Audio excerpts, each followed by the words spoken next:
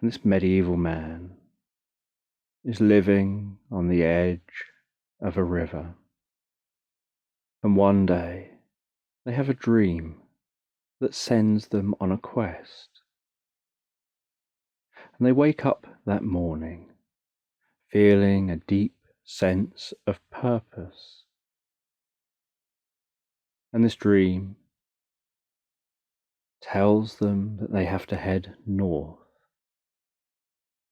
And they don't normally head north. They normally spend their time near the river, perhaps sometimes following the river down to the coast. But they rarely go that far north. When they look north, off in the distance, they can see mountains. And they often have this sense that they can see the sky so much darker in that direction. Almost like the mountains constantly churn up clouds. And so they prepare themselves for their journey. They pick up what they call their haggis sack, which they sling over a shoulder, and they have it hanging down beside them. Inside that sack, they place an object that they've been told in their dream to take north. And then they begin to follow that river, heading northward. And as they set off, they depart the others in this area. And at first the terrain is familiar. The sound of that river flowing down beside them. The sounds of birds. Clouds overhead. The rustling sounds of leaves in the trees. The gentle thud of each footstep on the grass as they go.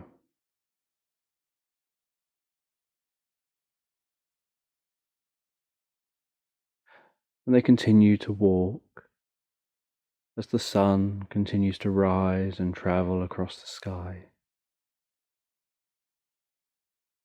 And they keep that sun behind them, and they watch as their shadow moves from one side to the other as they continue to walk.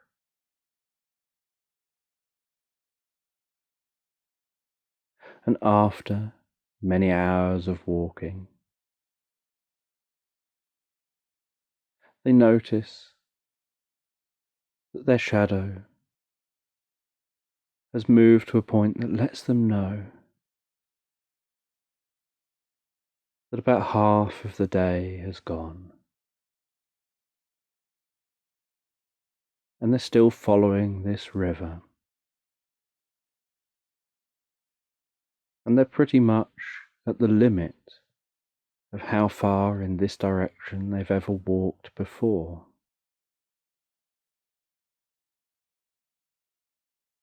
And they stop beside the river. And they take a break. They sit down next to the water's edge. They rest their feet in the water. And they allow their feet to be relaxed and soothed by the bubbling, flowing water. As that cool water flows around their feet, through their toes, around their ankles, bubbling and trickling as it goes. And they sit there, just relaxing. And while relaxing, they have a blade which they use to cut off layers of wood, almost into wooden shavings. And while they're doing that, carving a few arrows, they decide to carve something else.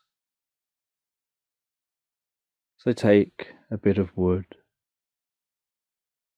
and just as they're relaxing there, they begin to carve that bit of wood into a shape that'll be more stable on the water.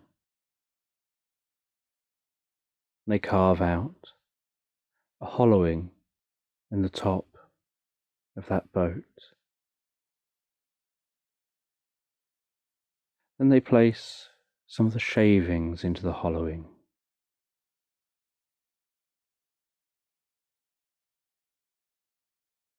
And then they create a mast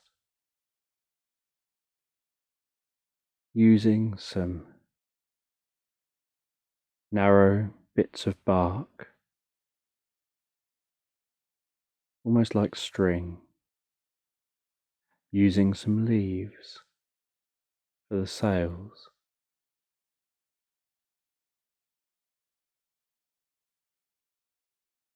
And then they make a small fire.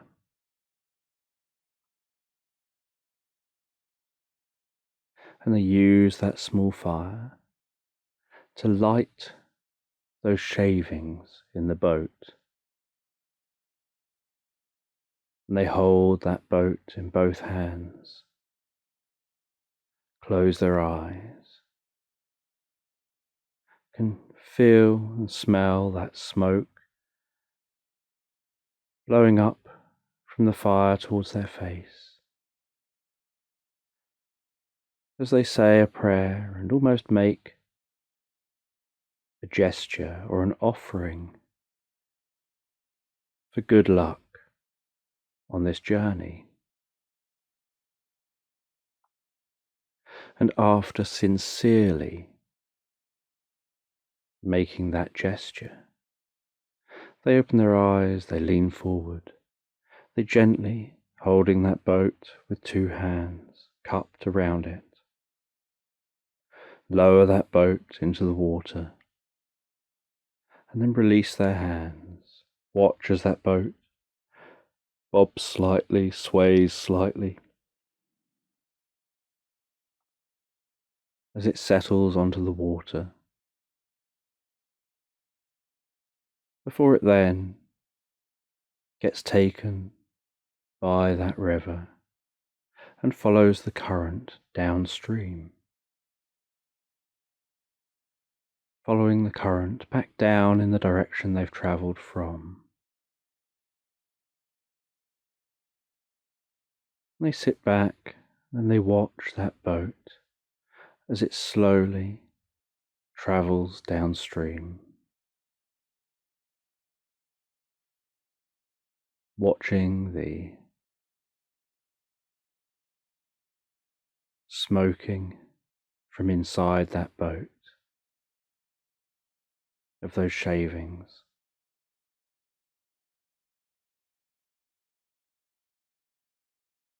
Aware that the dampness of the leaves used for sails will prevent them from easily catching light as they watch that offering float away.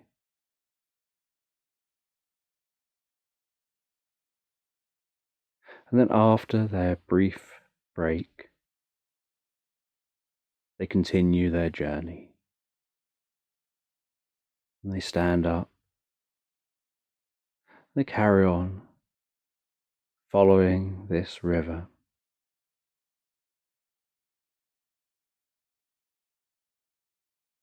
And all they've got for company is their own thoughts.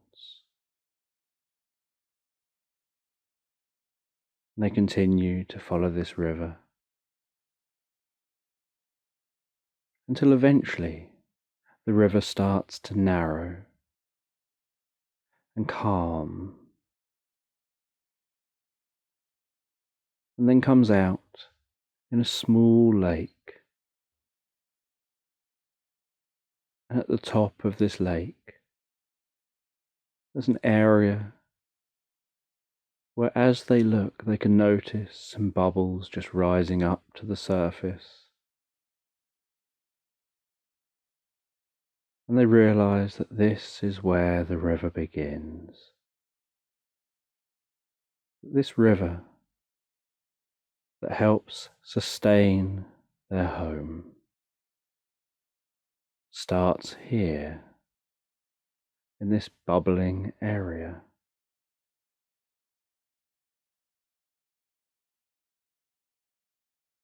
And they grab themselves some water to drink.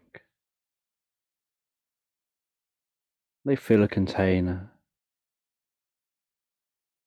that's hung around them.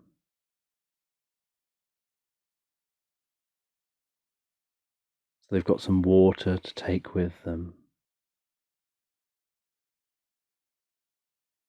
They notice that there isn't that long now until the sun begins to set.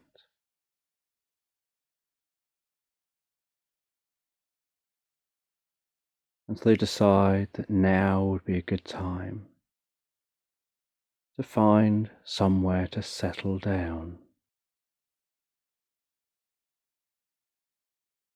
And as they look around the area, they notice a little way from the water's edge, where the grass is longer, almost up to their knees, are the occasional trees. They notice the most beautiful weeping willow tree.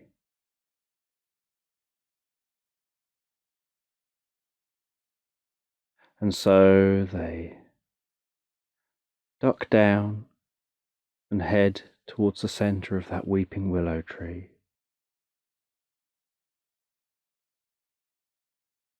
And can see the clear space inside that tree, underneath the branches.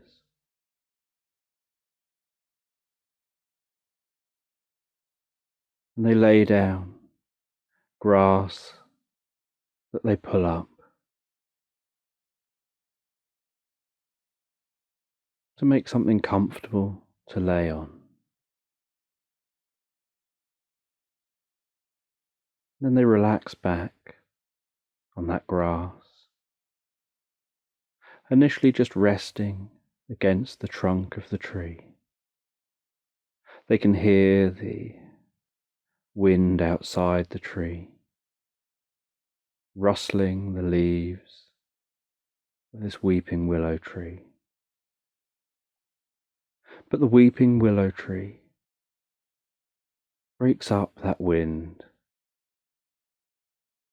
meaning that it's relatively calm and still here at the base of the tree.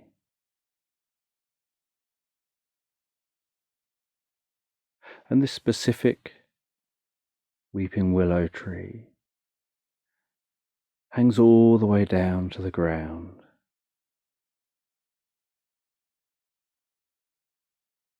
And with the tall grass around this area, it shelters from most of the elements, creating an ideal temporary shelter without having to actually make a shelter.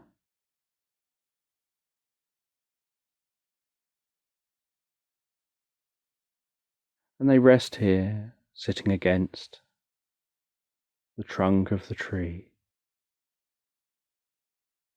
They have something to eat.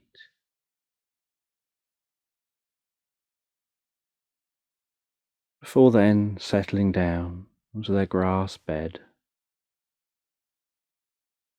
and drifting so peacefully, so comfortably asleep.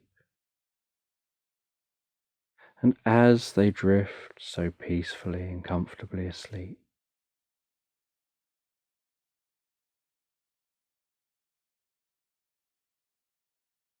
They can hear the sounds around them of the evening birds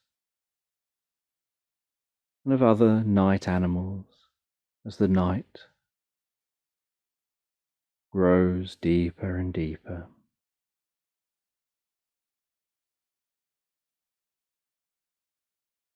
And the next morning, after a wonderful night's sleep under the willow tree,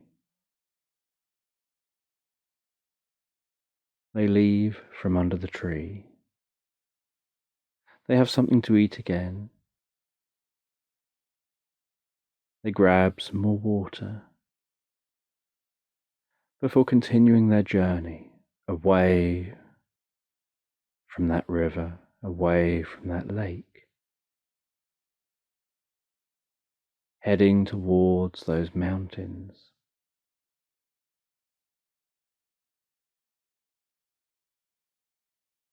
And halfway through the day, they find they've probably made it halfway to the mountains, and that they'll probably reach the mountains just as the sun begins to set.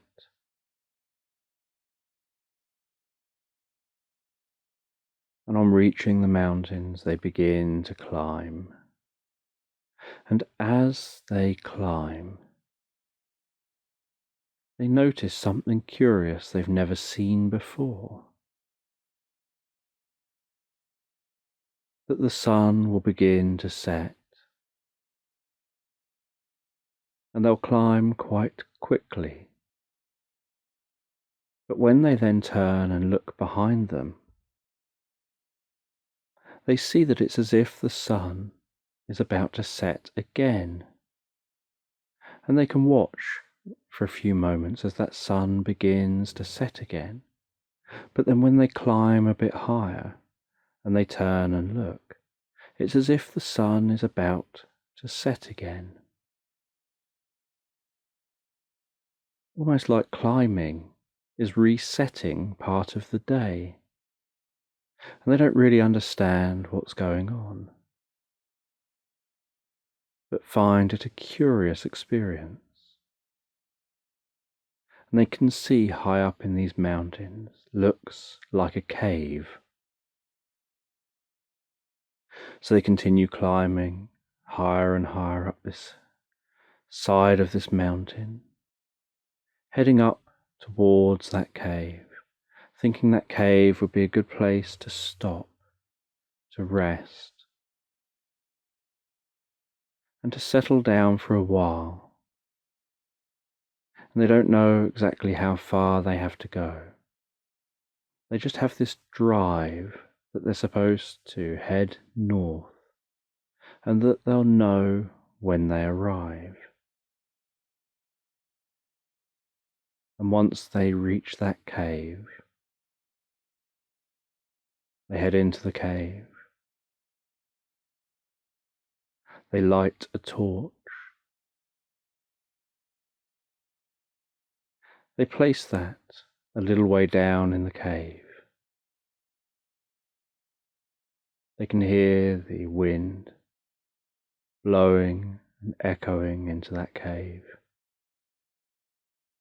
and the flickering of that flame as that wind blows past. They relax down. They can feel the coolness up here. They can see over the land, see off in the direction that they came from. They can see the way the river off in the distance stands out, being illuminated, reflecting that sun's light.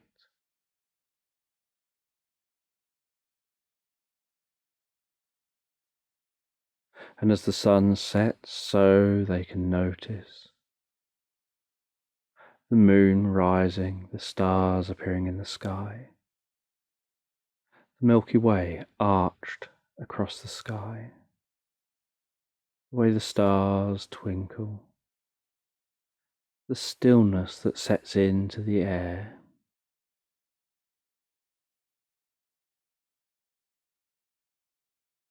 And they drift and float so peacefully, so comfortably asleep.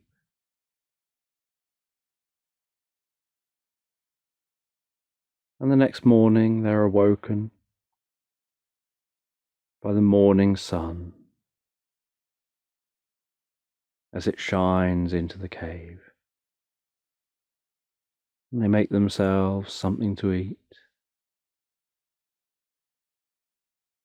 And then they notice that the way the wind is blowing through the cave makes them think that maybe there's a way through the cave rather than having to climb all the way to the top of these mountains and down the other side. Perhaps they can cut through. So they decide that they'll explore in the cave, and that at worst, if there's no way of cutting through, they can just walk straight back out the cave and carry on climbing up and over. But it's worthwhile exploring deeper in the cave. And so they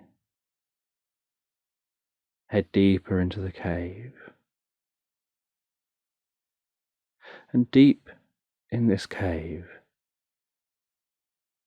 they notice that there seems to be a breeze coming up from a point in the floor. And as they brush that point on the floor, brushing the mud aside, they can feel that breeze even more. And they realize that it's as if there's a trapdoor or some kind of entrance here. And they move that and they see some steps heading down in this cave. As they descend those spiral steps, on step 20, 19, 18, 17, 16, going deeper and deeper under the cave, 15, 14, 13, 12, 11, 10, 9, 8, as the cave gets quieter and quieter, 7, 6, 5, 4, 3, 2, 1, finding themselves stood at the base of a new tunnel. And they head away from that spiral staircase, and they can see that off in the distance looks like a little bit of light. And they head towards the light. And when they reach that light, they find that it's an exit from the cave on the other side of this mountain. And that on this side there seems to be steps heading down the mountain in a zigzag pattern, making the route easier to head down this side than it was to climb up the other side.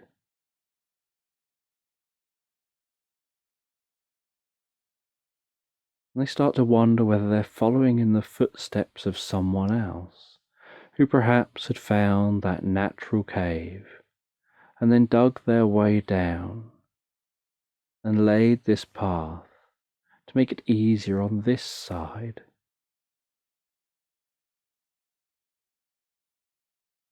And they head down those steps.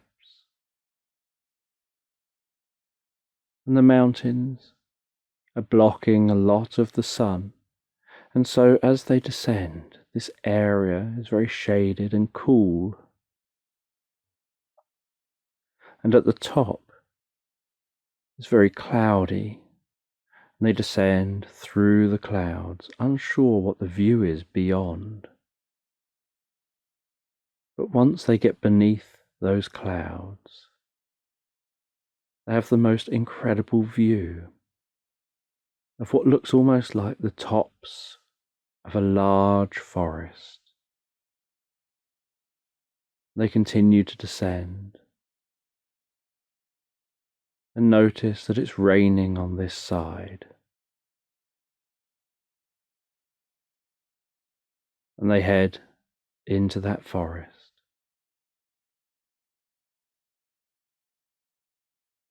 And as they pass through the forest, initially so dense that very little of that rain seems to find its way to landing on their head, they can hear the rain on the leaves above them. They can hear that pulsing. Sometimes that rain falls very heavy,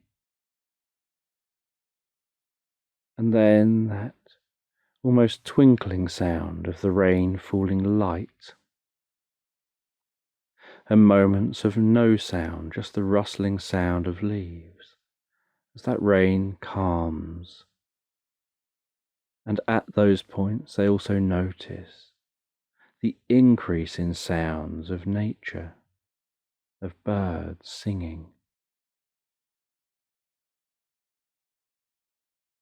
And as they near the clearing, they decide to make an umbrella out of some of the large leaves near the floor of this forest. And they take those leaves, they stretch them across some wood. They make something they can carry above their head to keep them a bit drier while they walk. And they walk away from that forest until they find the edge of a river.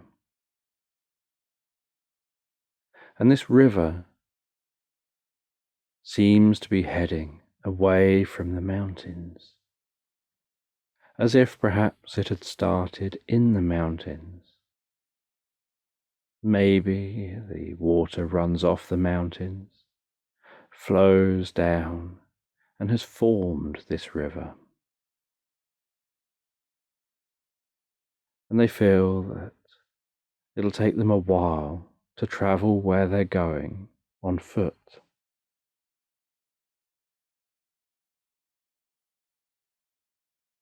So they chop down a tree. They then decide that their use of time is better spent, dedicated to carving that tree out into a canoe. So they carve that tree, hollowing out a space for them to sit in, for their bag, for their water, for anything else they wish to carry with them.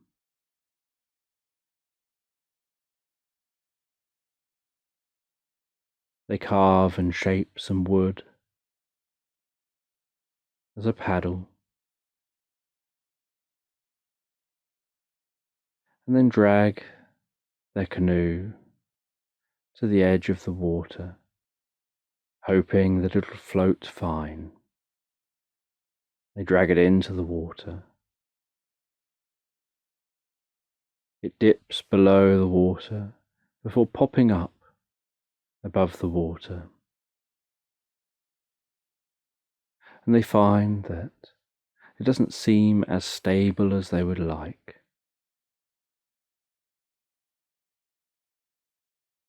So before they have the whole thing in the water, they have it with its back resting just on the shore to keep it steady and stable, while they carve a groove near the front, near the back. They then place 2 carved branches in those grooves. They use some vines to strap those branches in place, crossing those vines over and over and over again and strapping them tightly in place. And then with a thick branch, they place grooves on that branch. They do the same with that on the other end of those branches. And then they push the boat back fully into the water and find that having that stabilizing branch off to the side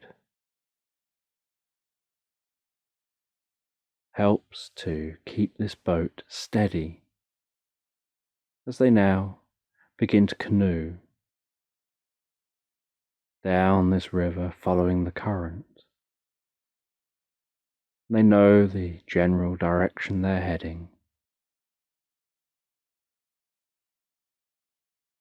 and they continue to head in that northerly direction. They don't know how far they have to go, just that they feel this drive to head this direction, and that they'll know when they get there.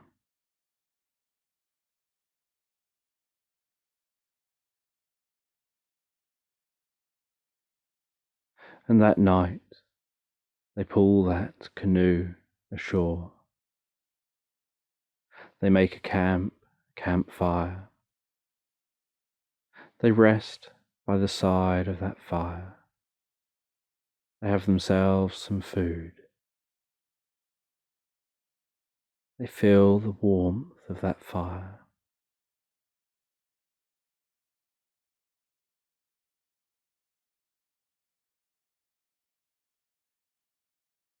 They enjoy the sounds around them, the calmness and stillness to the environment,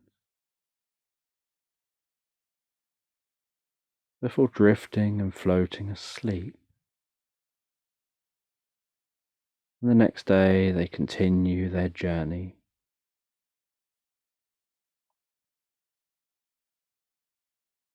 And they continue until the river opens out into a lake.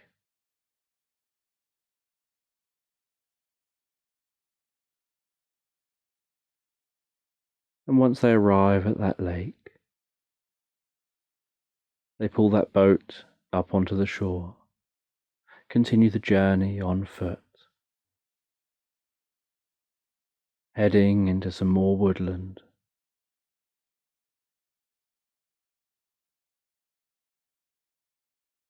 Before coming out the other side of the woodland in a clearing.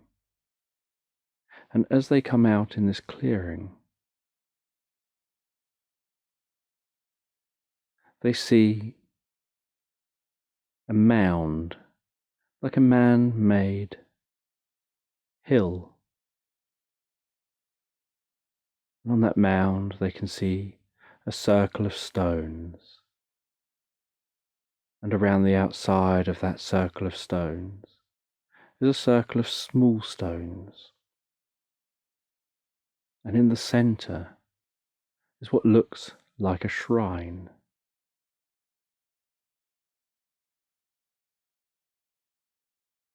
And they have this feeling like this is what they were heading for. It's directly on their path.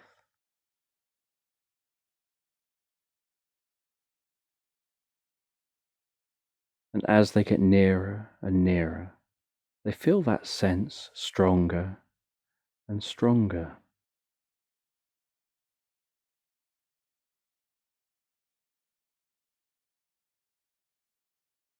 And as they walk up to that shrine,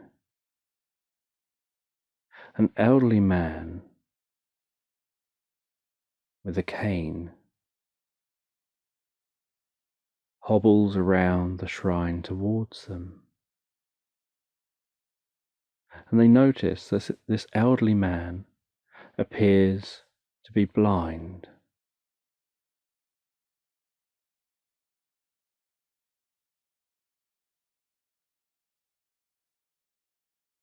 And the elderly man says that you've travelled a long way to be here,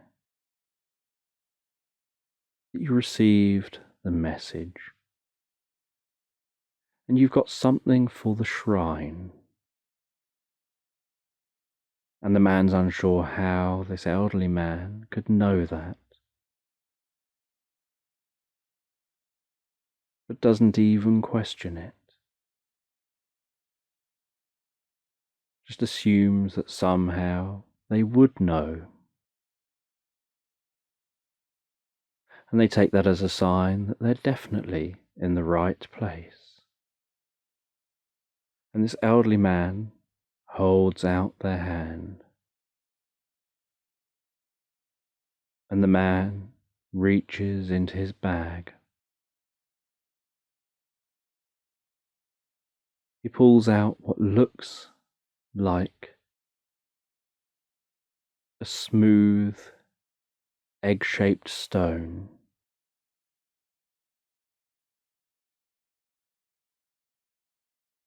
He places that smooth, egg-shaped stone into the elderly man's hand.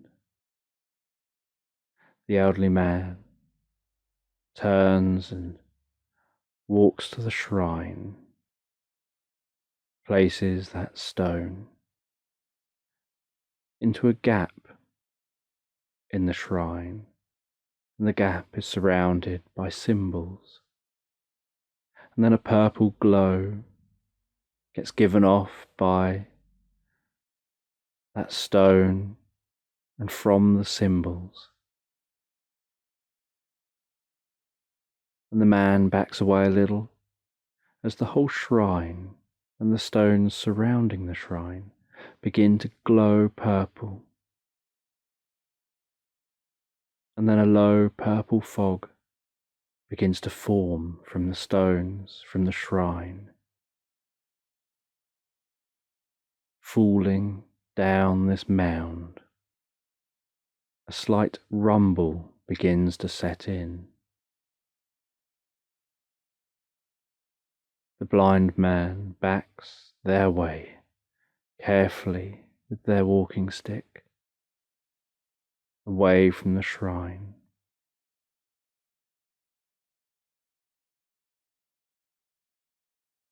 And the rumbling increases and the stones start to vibrate.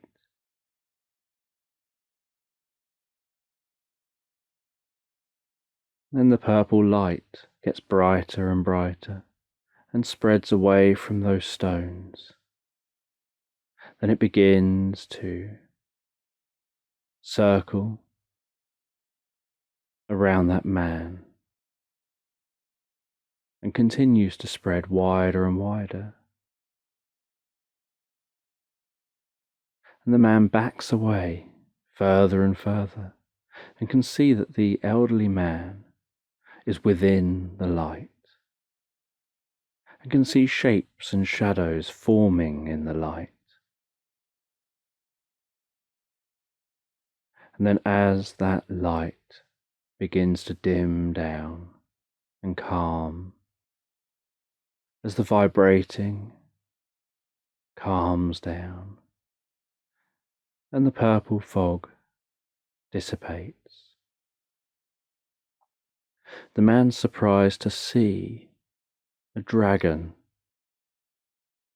next to that shrine,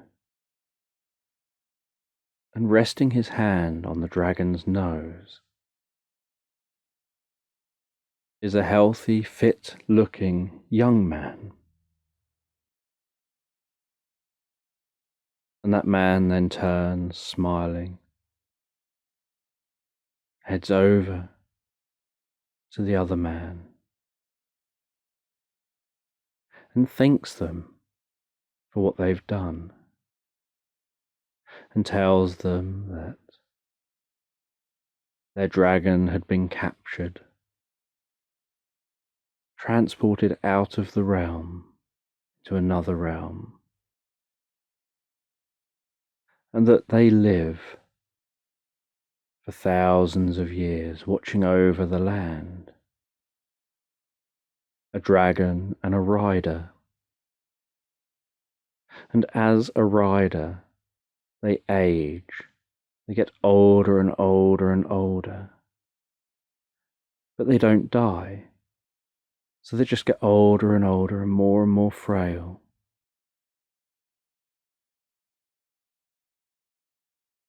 When they're separated from their dragon.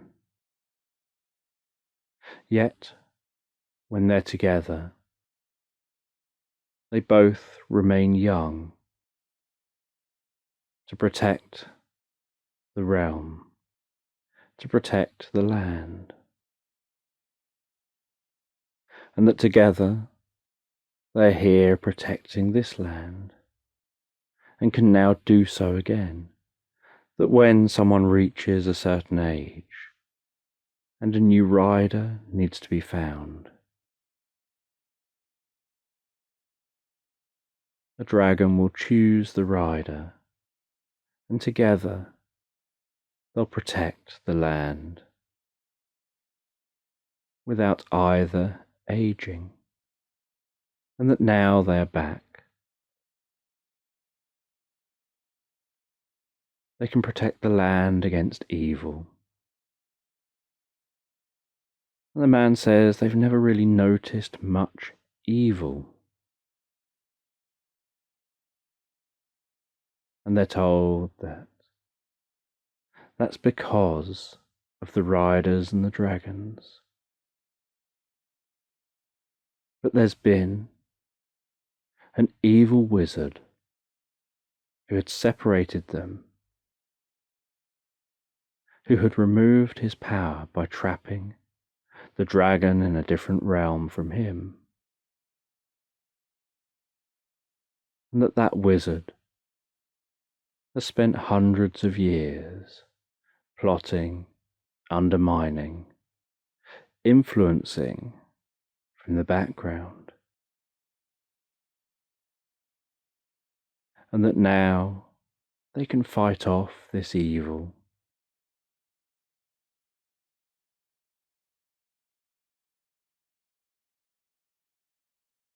And that man and the dragon took off and flew away out of sight.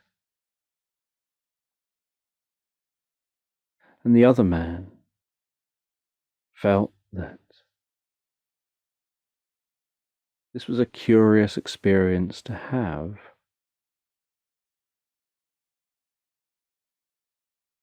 That he had just taken a stone he had found one day that he thought was curious, that washed up on the shore near where he lived, and felt this compelling feeling to travel north. And now, with nothing to show for his journey, he has to head home. And so he follows his path back home, finds his way back to the mountains, heads through the mountains, heads down the other side, and begins to follow that river back to his home. And as he does, he gazes up in the sky and he sees a comet. And the next night, that comet with its tails is still passing across the sky. And he feels this sense that that comet is a sign to say thank you for his help. That there's a battle going on somewhere against evil. And he's done his bit to help in that battle. and he's curious how that presents itself and what's going on and what the outcome will be, and why he's lived all this time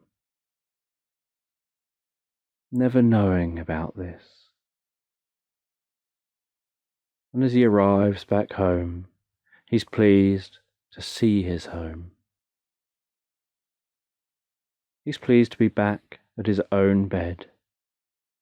He settles down that night and gently drifts and floats and falls asleep, sleeping so well all night long, knowing he'll awaken feeling refreshed, revitalized and great in the morning, falling asleep, thinking about and dreaming about his adventure, curious whether it'll see that man and the dragon again, and curious about the adventures of that man and the dragon as he drifts and floats deeply and comfortably asleep.